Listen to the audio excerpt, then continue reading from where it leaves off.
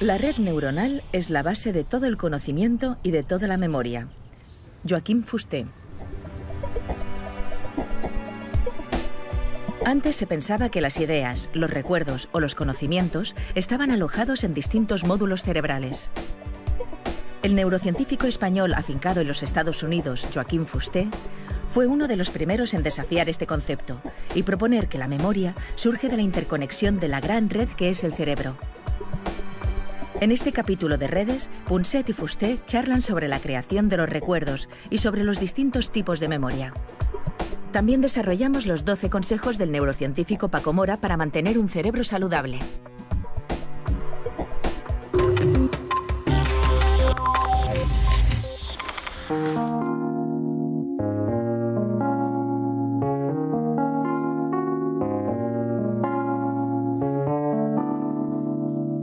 Joaquín, vamos a ver, hay una cosa en materia de cerebro que me ha preocupado toda la vida y estoy seguro que nuestra audiencia estará encantada también de descubrir por fin qué es lo que nos pasa por dentro, ¿no? A mí me contáis los médicos y los físicos que efectivamente se me van muriendo las neuronas y sin embargo, oye, la memoria de una cara, de una persona, me queda forever, me queda para siempre. Puedo llegar a los 80 años y ahí está. ¿Dónde está? ¿Dónde se pone? ¿Dónde guardo este recuerdo en células que han muerto o desaparecido? En primer lugar, el motivo por el que una memoria es tan firme, tan sólida y tan duradera, el motivo principal son las circunstancias emocionales en que se adquirió la memoria en general. Ajá. Se forman firmemente con las emociones, con el clima emocional en que se adquieren las memorias. Además, en el curso de la vida se ejercitan estas memorias repetidamente. Luego hay otro factor importante, que es el tipo de memoria que queda. Hay muchas clases de memoria. Está la memoria semántica, más bien abstracta, del conocimiento. Luego está la memoria episódica, de los detalles de la vida, del nombre, de la cara. Se van ejercitando en el curso de la vida y así subsisten. Claro, al mismo tiempo se van debilitando algunas de estas conexiones. Y se pierden memorias, y se pierden neuronas, y se pierden sinapsis. Pero se van creando nuevas. Entonces, el truco para adquirir nueva memoria es el ejercicio del cerebro. Claro, yo a mis alumnos y en general a la gente siempre le digo, oiga, además del ejercicio físico, claro, porque les veo allí que hacen su jogging. No, es la gimnasia mental. Claro. Digo, no se olviden de la gimnasia mental. Exactamente.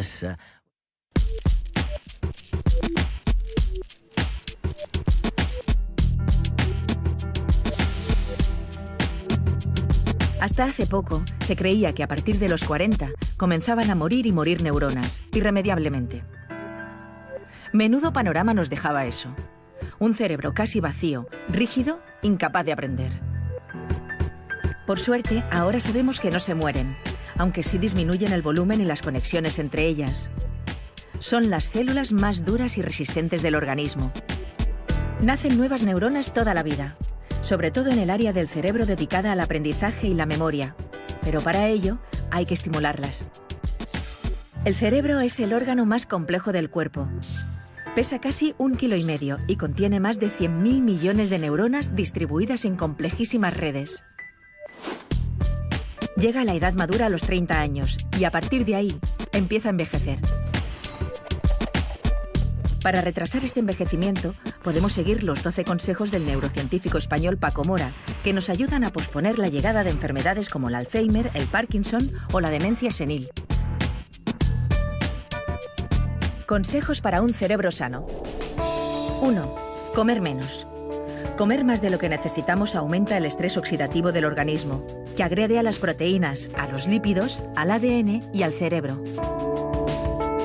Menos comida potencia la producción de nuevas neuronas en el hipocampo, la región encargada del aprendizaje y la memoria, aumenta la sinapsis y favorece los mecanismos de reparación neuronal.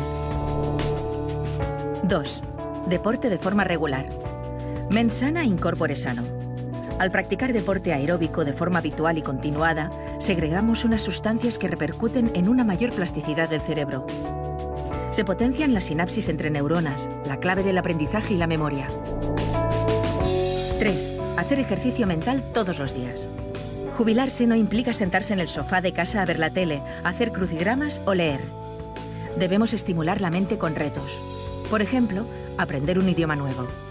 Es una tarea fascinante, que requiere esfuerzo pero que produce mucho placer, porque es útil y porque provoca la admiración de los demás. 4. Viajar mucho. Viajar requiere, en esencia, aprender y memorizar, adquirir percepciones y memorias nuevas. La rutina es nefasta para el cerebro. Además, viajar genera un cúmulo de emociones, que es realmente lo que mueve a nuestras neuronas. 5. Vivir acompañado. Una buena salud mental pasa por tener relaciones buenas y constantes con los demás. La transferencia emocional tiene muchas ventajas sociales. Quienes viven en pareja y tienen amigos se adaptan mejor a los cambios. 6. Adaptarse a los cambios. Adaptarse quiere decir también asumir los tiempos que corren. Si nos aislamos, si decimos, yo ya soy muy mayor para esto, lo único que conseguimos es estresarnos emocionalmente. 7. Evitar el estrés crónico. El estrés crónico tiene muchas consecuencias dañinas sobre el organismo y el cerebro. Libera de forma constante hormonas glucocorticoides que afectan directamente al cerebro. Lo mejor para contrarrestarlo es practicar deporte. 8. No fumar. Este hábito puede producir pequeños infartos cerebrales y declinar las funciones mentales. La nicotina produce una reducción de la memoria y la atrofia y la muerte de las neuronas. Además, aumenta el estrés oxidativo en el cerebro. 9. Dormir bien. Necesitamos entre 7 y 8 horas de sueño reparador cada noche, para que nuestro cerebro pueda borrar aquella información innecesaria y reforzar los conocimientos aprendidos. También para reparar tejidos dañados. 10. Evitar el apagón emocional. La motivación, la ilusión, la emoción es lo que nos empuja a tener ganas de vivir. Ese es el motor que llevamos dentro y que nos mueve a querer seguir estando vivos. 11. Agradecimiento. Agradecer es uno de los gestos humanos más bellos, que une a quien agradece y a quien recibe el agradecimiento. La vejez es un tiempo sano de agradecer, de dar, de crear nuevos lazos y dejar atrás antiguos lastres que eran causa de tensiones, angustias y pesadumbres. 12. Las pequeñas cosas. Ser mayor, de mente clara y sano, es un privilegio. Disfrutemos de las pequeñas cosas, sin crearnos necesidades por las que tengamos que luchar para conseguirlas. Leyendo tus cosas, hay algo... Hoy eres, no te lo voy a decir a ti, pero eres uno de los grandes neurólogos de este planeta. Muy pequeñito.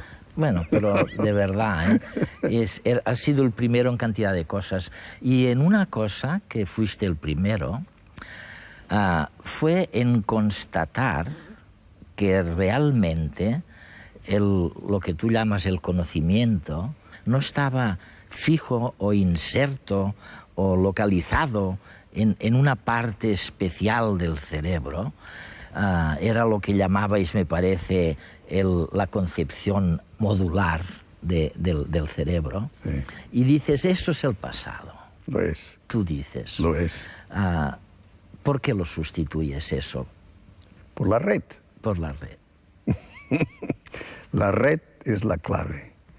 La red neuronal, sobre todo las redes de la corteza cerebral, son la base de todo el conocimiento y de toda la memoria.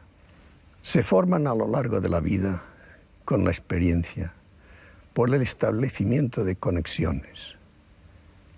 Entre neuronas que pueden estar agrupadas en grupos pequeños, sobre todo en las zonas primarias sensoriales y motoras que pueden llamarse módulos, si tú quieres. Esto. Es decir, los módulos están a la base. Es el ver, es el tocar, es el oír, es el moverse. Pero la conciencia del conocimiento y la conciencia de la memoria está en la red, que es en la agrupación. Es relacional. Es relacional. El código de la memoria, el código del conocimiento, es un código relacional. Es un código de relaciones. Lo más cercano que hay a ello, desde el punto de vista psicológico, es la psicología de la Gestalt, la psicología de la forma. Una cosa se ve, tiene sentido y significado por las relaciones entre sus partes. Claro. Pero el total, el significado de aquel objeto, lo definen las relaciones entre las partes. Y no es reducible a las partes en sí. Es decir, que el todo es mucho más que la suma de las partes. Y una neurona puede ser el centro de muchas cosas. Oh, claro, ¿no? de muchas. Las redes neuronales del conocimiento, debido al hecho que se forman por asociación, todas ellas, y por vivencia, comparten células y grupos celulares.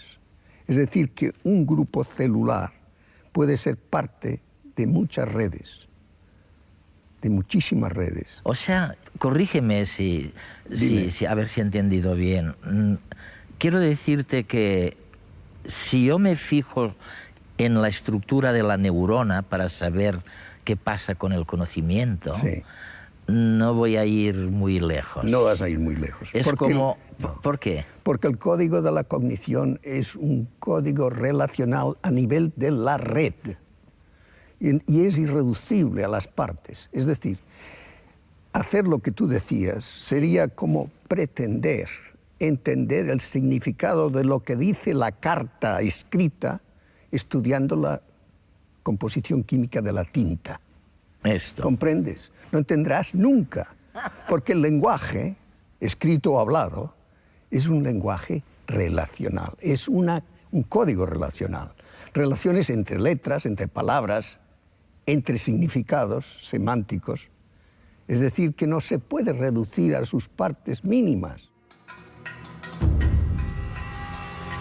Antes se creía que el cerebro era una especie de armario lleno de cajones en los que se iban archivando los recuerdos. Se solía pensar que cada área cerebral estaba especializada en una sola función.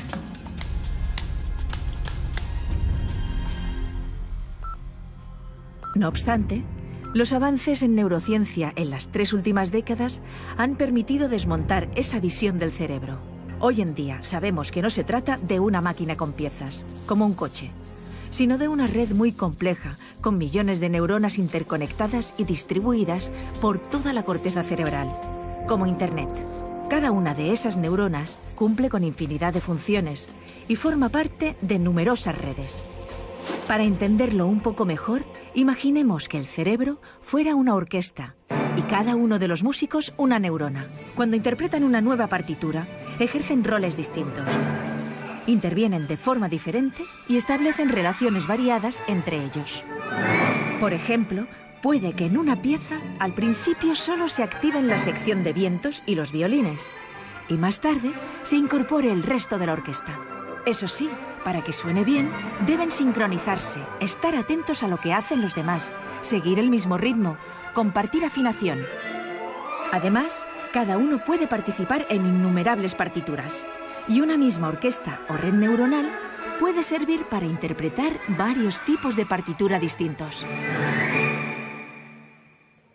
Eso mismo ocurre, aunque de forma más compleja, en el cerebro, con las alrededor de 20.000 millones de neuronas que lo forman.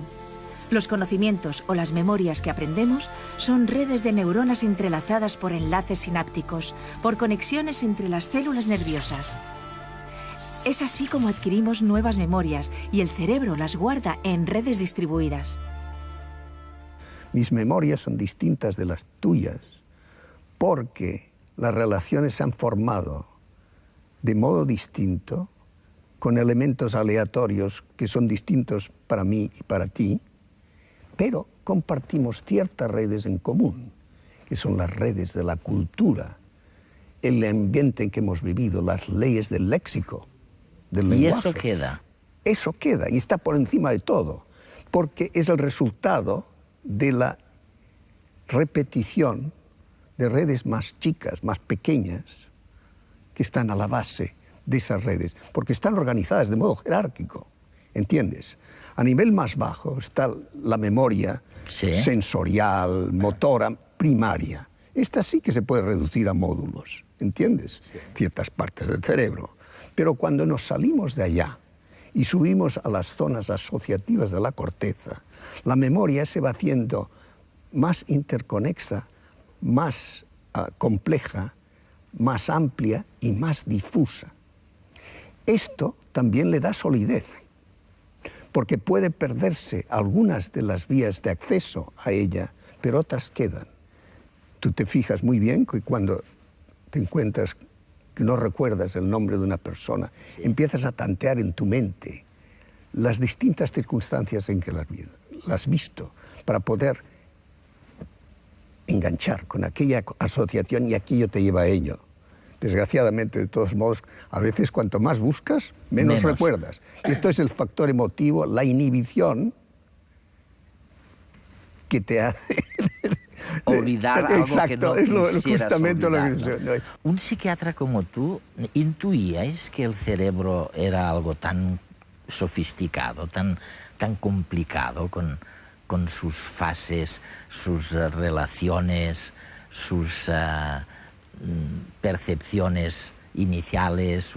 Yo sí, lo intuía. Con toda humildad te lo digo, ¿no? Y por eso me fui a estudiarlo en otro lugar, porque no se podía estudiar en España. ¿Por qué estudiabas? Porque tú fuiste conocido primero porque descubriste la célula de la memoria. Las células de la memoria, perdón, plural. Las células en los primates. Sí. ¿Y por qué estudiabas las células, las neuronas de los primates? Pero las estudiaba en un contexto. Las estudiaba en animales que hacían su conducta normal y corriente. Y de esta manera, pues, adquirí el conocimiento de que en ciertas partes de la corteza cerebral existían unas células que mantenían la información de un objeto sensorial, visual o auditivo durante segundos o minutos hasta que el animal hacía su acción, en este caso el discriminar entre dos colores, por ejemplo, y para conseguir una recompensa, lo que fuera, ¿no? Esta es la memoria que llamamos memoria de trabajo. Working memory. Working memory. Y esta working memory no es un tipo especial de memoria, lo que es memoria a largo plazo, que se usa ad hoc en aquel momento, puesta al día, diríamos, para ejercer una acción o resolver un problema. Esto es importante. Es para algo que se recuerda. Claro. Pero en el uso de esta memoria, uso yo la memoria a largo plazo, que tengo ya allí preformada, solo con variaciones que son aducentes a hacer lo que tengo que hacer en aquel momento, ¿no? Oye, hablabas de distintos tipos de memoria. Sí. Y no sé por qué me acuerdo de una que me hizo gracia. Y es cuando me pongo la camisa, por ejemplo, por la mañana, a lo mejor me pica algo la camisa, pero al cuarto de hora me he olvidado. Te has olvidado. Y es que la suprimes, y es que la inhibes. La inhibo. El cerebro tiene que inhibir las memorias que no vienen al caso. Para poder dejar espacio. Exactamente, ¿no? Para dejar espacio y para dejar vitalidad a las que son importantes en aquel momento. Aunque la memoria continúa siendo uno de los grandes misterios de la neurociencia, sabemos que existen tres tipos distintos. La memoria a largo plazo, que es aquella que nos permite recordar episodios de cuando éramos pequeños. La memoria a corto plazo, gracias a la cual podemos retener un número de teléfono que acaban de darnos. Y la tercera, la memoria de trabajo, Y esta es tan importante que muchos neurocientíficos creen que es el ingrediente fundamental de la inteligencia humana. Se trata de la memoria que usamos para enlazar lo que está ocurriendo con los recuerdos que tenemos almacenados y así poder actuar en consecuencia. Es la memoria que entra en juego, por ejemplo, cuando conversamos con alguien. Escuchamos lo que el otro nos dice, procesamos la información, buscamos en nuestro disco duro y encontramos recuerdos almacenados que rescatamos para poder hilar la conversación.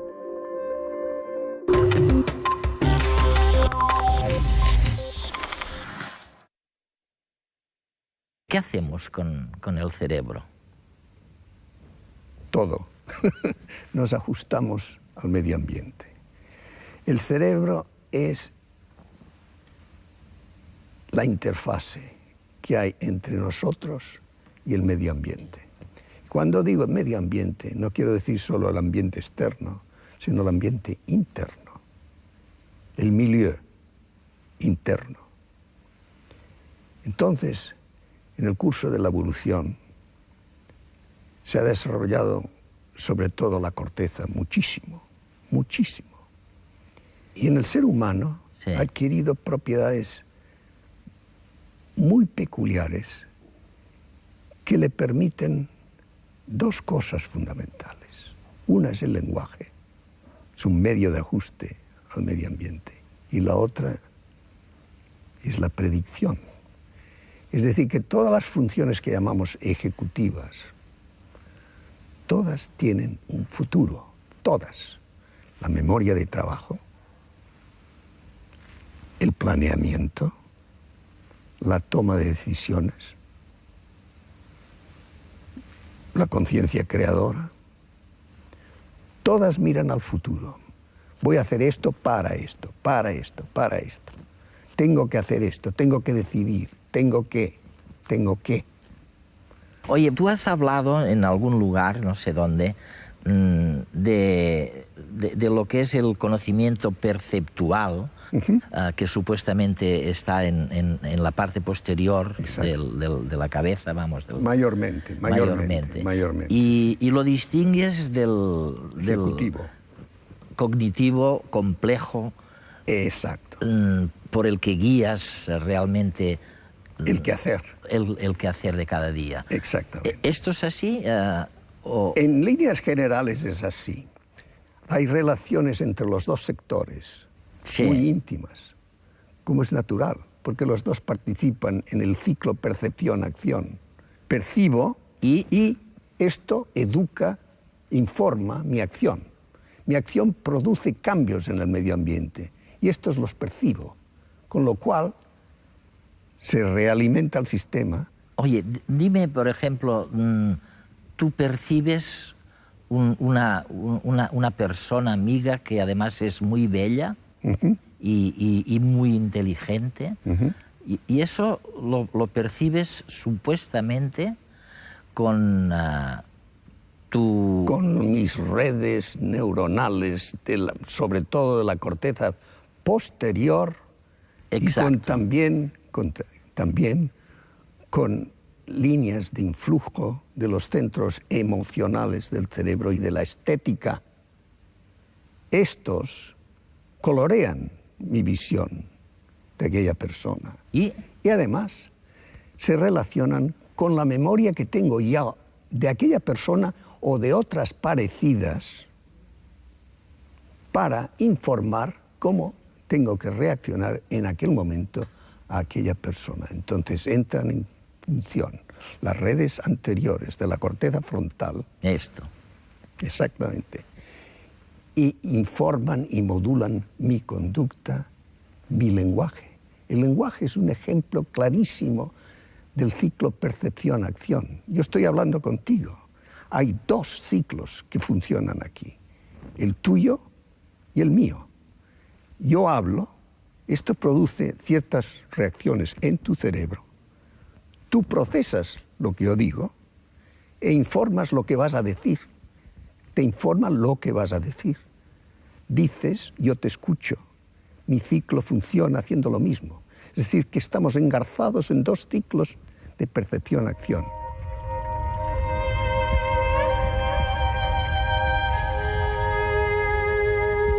Es verdad que el alma está en el cerebro, pero no en sus compartimentos, los módulos neuronales que gestionan el tocar, el sentir, el mover de cada día, como creíamos antes. El alma está en la red cerebral.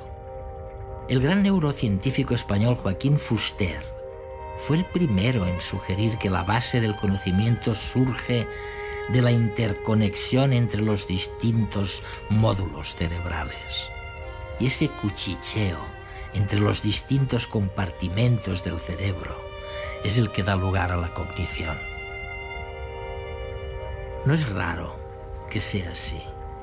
En los 3 días que estuvimos en Mallorca, en un congreso con los principales neurocientíficos del mundo, quedó patente que el cerebro intenta siempre hacer predicciones y para ello tiene que elaborar, no tiene más remedio, las más disparatadas hipótesis a su alcance. Y la mejor manera para lograrlo es trabajar en red, algo semejante a lo que sucede en los mejores centros de investigación científica, que suelen ser multidisciplinares.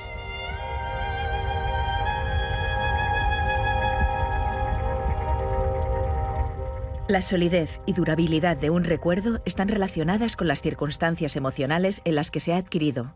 Joaquín Fuster.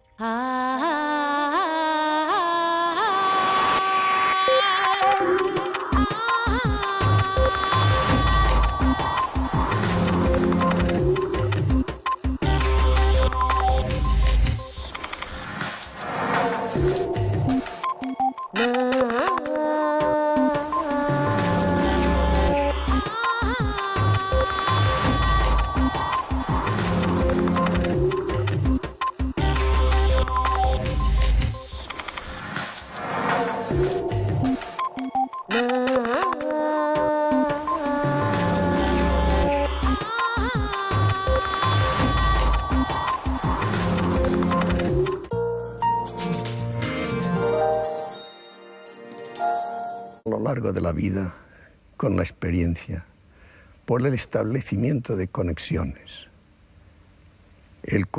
entre neuronas que pueden estar agrupadas en grupos pequeños, sobre todo en las zonas primarias, sensoriales y motoras, que pueden llamarse módulos, si tú quieres. Esto. Es decir, los módulos están a la base. Es el ver, es el tocar, es el oír, es el moverse. Pero la conciencia del conocimiento y la conciencia de la memoria está en la red, que es en la agrupación. Es relacional. Es relacional. El código de la memoria, el código del conocimiento, es un código relacional. Es un código de relaciones.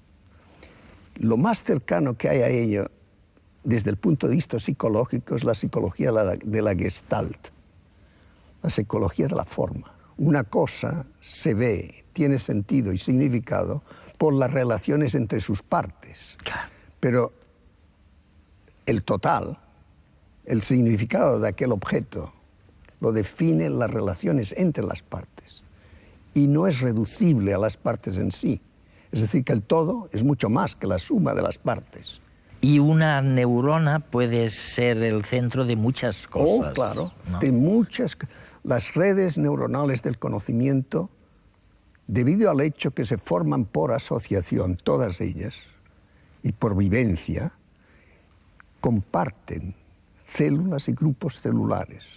Es decir, que un grupo celular puede ser parte de muchas redes, de muchísimas redes. O sea, corrígeme a ver si he entendido bien. Quiero decirte que si yo me fijo en la estructura de la neurona para saber qué pasa con el conocimiento, sí, no voy a ir muy lejos. No vas a ir muy lejos. ¿Por qué? Porque el código de la cognición es un código relacional a nivel de la red. Y es irreducible a las partes. Es decir, hacer lo que tú decías sería como pretender entender el significado de lo que dice la carta escrita estudiando la composición química de la tinta. Esto. ¿Comprendes? No entenderás nunca, porque el lenguaje escrito o hablado, es un lenguaje relacional, es un código relacional. Relaciones entre letras, entre palabras, entre significados semánticos. Es decir, que no se puede reducir a sus partes mínimas. Antes se creía que el cerebro era una especie de armario con elementos aleatorios que son distintos para mí y para ti, pero compartimos ciertas redes en común, que son las redes de la cultura, el ambiente en que hemos vivido, las leyes del léxico, del lenguaje. Y eso queda.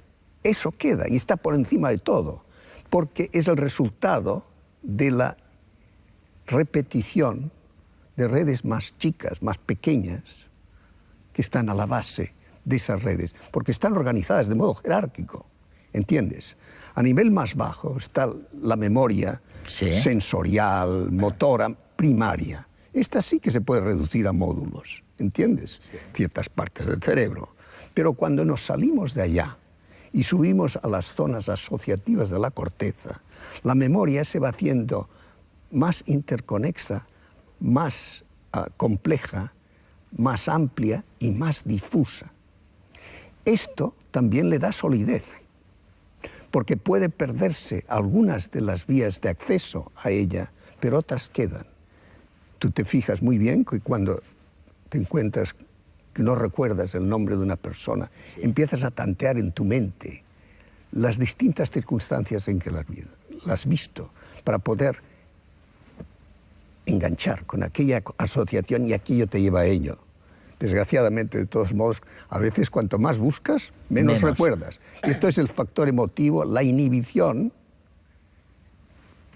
que te hace olvidar algo. Exacto, que no es justamente olvidar, lo que dice. Un psiquiatra como tú, ¿intuíais que el cerebro era algo tan sofisticado, tan complicado, con sus fases, sus relaciones, sus percepciones iniciales? Yo sí, lo intuía. Con toda humildad, te lo digo, ¿no? Y por eso me fui a estudiarlo en otro lugar, porque no se podía estudiar en España. ¿Por qué estudiabas? Porque tú fuiste conocido primero porque descubriste la célula de la memoria. Las células de la memoria, perdón, plural. Las células en los primates. Sí. ¿Y por qué estudiabas las células, las neuronas de los primates? Pero las estudiaba en un contexto. Las estudiaba en animales que hacían su conducta normal y corriente. Y de esta manera, pues, adquirí el conocimiento de que en ciertas partes de la corteza cerebral existían unas células que mantenían la información de un objeto sensorial, visual o auditivo durante segundos o minutos hasta que... Sí, a ver si he entendido bien. Quiero decirte que si yo me fijo en la estructura de la neurona para saber qué pasa con el conocimiento, no voy a ir muy lejos. No vas a ir muy lejos. ¿Por qué? Porque el código de la cognición es un código relacional a nivel de la red. Y es irreducible a las partes. Es decir, hacer lo que tú decías sería como pretender entender el significado de lo que dice la carta escrita estudiando la composición química de la tinta. ¿Comprendes? No entenderás nunca, porque el lenguaje, escrito o hablado, es un lenguaje relacional, es un código relacional. Relaciones entre letras, entre palabras, entre significados semánticos. Es decir, que no se puede reducir a sus partes mínimas. Antes se creía que el cerebro era una especie de armario lleno de cajones en los que se iban archivando los recuerdos. Se solía pensar que cada área cerebral estaba especializada en una sola función.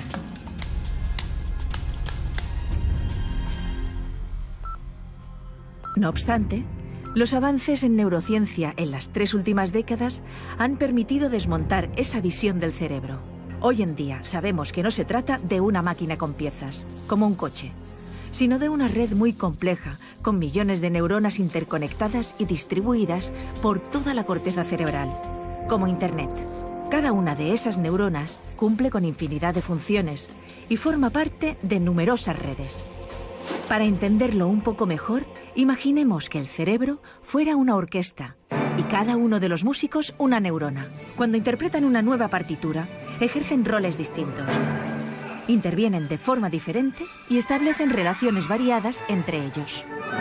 Por ejemplo, puede que en una pieza, al principio solo se activen la sección de vientos y los violines, y más tarde se incorpore el resto de la orquesta.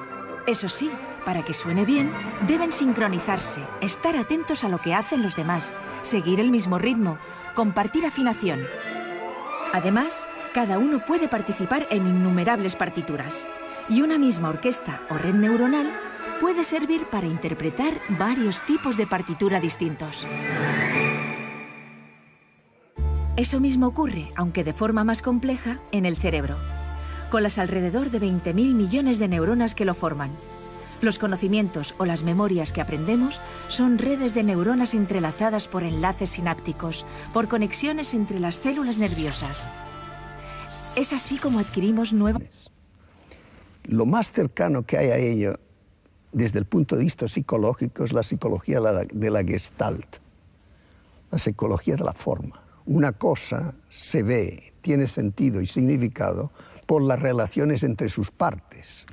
Pero el total, el significado de aquel objeto, lo definen las relaciones entre las partes. Y no es reducible a las partes en sí. Es decir, que el todo es mucho más que la suma de las partes. Y una neurona puede ser el centro de muchas cosas. Oh, claro, ¿no? De muchas. Las redes neuronales del conocimiento, debido al hecho que se forman por asociación, todas ellas, y por vivencia, comparten células y grupos celulares. Es decir, que un grupo celular puede ser parte de muchas redes, de muchísimas redes. O sea, corrígeme a ver si he entendido bien. Quiero decirte que si yo me fijo en la estructura de la neurona para saber qué pasa con el conocimiento, sí, no voy a ir muy lejos. No vas a ir muy lejos. Es como... ¿Por qué? Porque el código de la cognición es un código relacional a nivel de la red. Y es irreducible a las partes. Es decir, hacer lo que tú decías sería como pretender entender el significado de lo que dice la carta escrita estudiando la composición química de la tinta.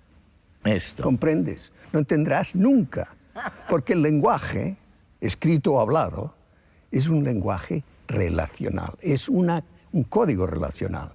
Relaciones entre letras, entre palabras, entre significados semánticos. Es decir, que no se puede reducir a sus partes mínimas. Antes se creía que el cerebro era una especie de armario lleno de cajones en los que se iban archivando los recuerdos. Se solía pensar que cada área cerebral estaba especializada en una sola función.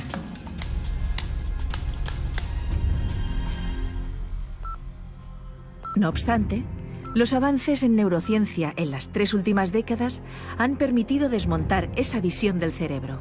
Hoy en día sabemos que no se trata de una máquina con piezas, como un coche, sino de una red muy compleja, con millones de neuronas interconectadas y distribuidas por toda la corteza cerebral, como Internet. Cada una de esas neuronas cumple con infinidad de funciones y forma parte de numerosas redes. Para entenderlo un poco mejor, imaginemos que el cerebro fuera una orquesta y cada uno de las complejísimas redes. Llega a la edad madura a los 30 años y a partir de ahí empieza a envejecer. Para retrasar este envejecimiento, podemos seguir los 12 consejos del neurocientífico español Paco Mora, que nos ayudan a posponer la llegada de enfermedades como el Alzheimer, el Parkinson o la demencia senil. Consejos para un cerebro sano. 1. Comer menos. Comer más de lo que necesitamos aumenta el estrés oxidativo del organismo. que agrede a las proteínas, a los lípidos, al ADN y al cerebro. Menos comida potencia la producción de nuevas neuronas en el hipocampo, la región encargada del aprendizaje y la memoria, aumenta la sinapsis y favorece los mecanismos de reparación neuronal. 2. Deporte de forma regular. Mens sana in corpore sano. Al practicar deporte aeróbico de forma habitual y continuada, segregamos unas sustancias que repercuten en una mayor plasticidad del cerebro. Se potencian las sinapsis entre neuronas, la clave del aprendizaje y la memoria.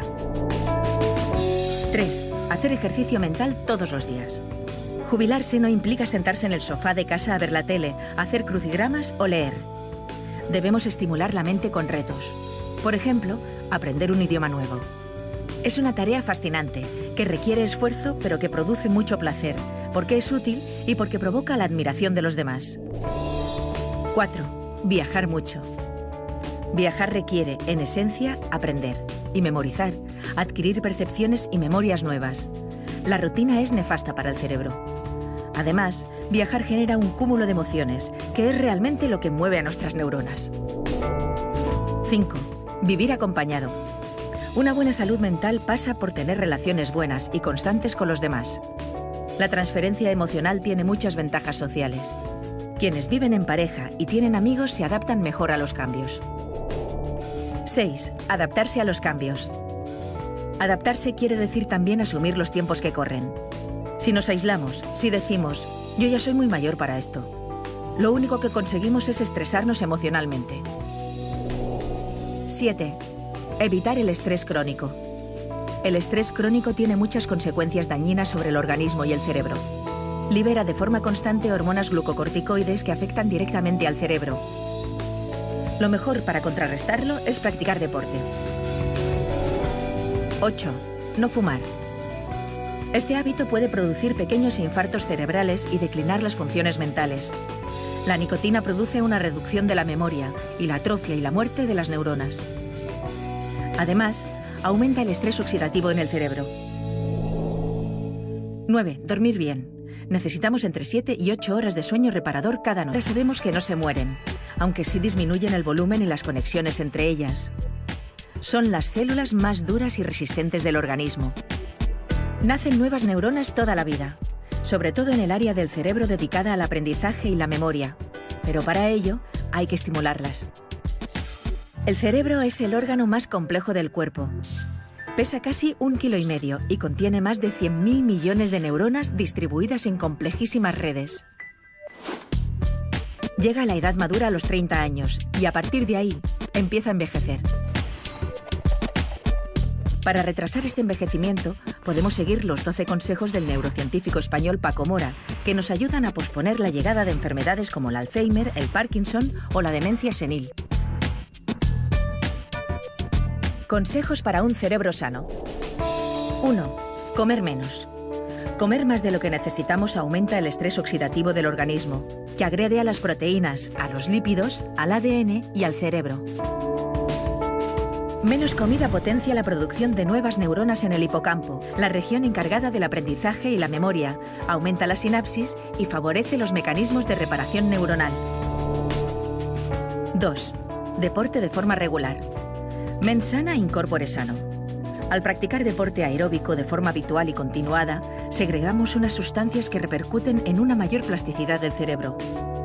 Se potencian las sinapsis entre neuronas, la clave del aprendizaje y la memoria. 3. Hacer ejercicio mental todos los días. Jubilarse no implica sentarse en el sofá de casa a ver la tele, hacer crucigramas o leer. Debemos estimular la mente con retos. Por ejemplo, aprender un idioma nuevo. Es una tarea fascinante, que requiere esfuerzo pero que produce mucho placer, porque es útil y porque provoca la admiración de los demás. 4. Viajar mucho. Viajar requiere, en esencia, aprender y memorizar, adquirir percepciones y memorias nuevas. La rutina es nefasta para el cerebro. Además, viajar genera un cúmulo de emociones, que es realmente lo que mueve a nuestras neuronas. 5. Vivir acompañado. Una buena salud mental pasa por tener relaciones buenas y constantes con los demás.